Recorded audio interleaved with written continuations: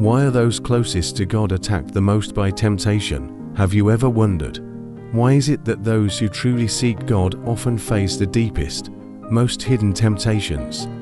Why is it that the closer we draw to the light, the more the darkness seems to follow?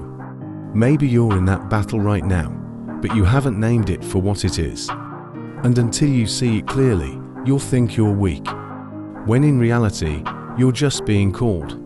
Still not convinced? Then let the scripture speak.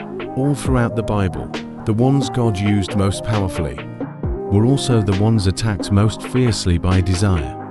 David, called a man after God's own heart, fell to lust with Bathsheba. Samson, given supernatural strength, collapsed in the arms of Delilah. Peter, who swore to follow Christ to the death, denied him 3 times out of fear. Were they evil men? No, they were chosen. And that's exactly why the enemy targeted them. Is temptation aimed specifically at the called? Yes. It's not just biology, it's spiritual strategy. Ephesians 6:12 says, "For we wrestle not against flesh and blood, but against principalities, against powers, against the rulers of the darkness of this world, against spiritual wickedness in high places." Temptation is a familiar arrow, but it's aimed at those holding the keys to the kingdom. If the enemy can pollute your mind, he can misalign your mission. Why temptation strikes those who are called? First, the brighter your light, the more the shadows try to cover you. Spiritual gifting makes you dangerous to the enemy, and nothing is easier to strike than a warrior who lets his guard down in the comfort zone. Second, you're isolated in your mission, and that makes you vulnerable in the silence. Those who are called often walk paths no one else understands. And in the loneliness, deep needs can be hijacked by quick satisfaction. Third, you carry wounds and the enemy strikes where you haven't healed. Sin rarely comes through your strengths. It finds its way through the cracks.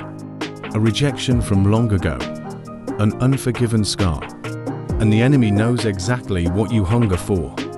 There was once a young leader used mightily by God. He preached, healed, prayed for others. But each night, in the quiet of his room, he wrestled with private temptation. No one knew.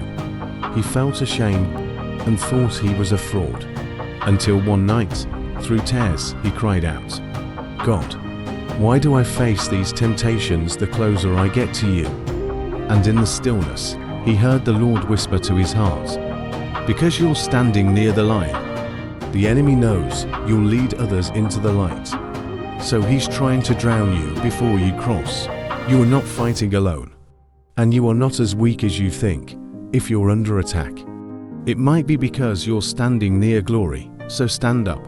Pray even when you're ashamed to someone trustworthy, because darkness hates exposure. Discipline your body because the flesh never weakens on its own. God didn't choose you because you're perfect. He chose you because you're willing to surrender. The real question isn't do you feel tempted?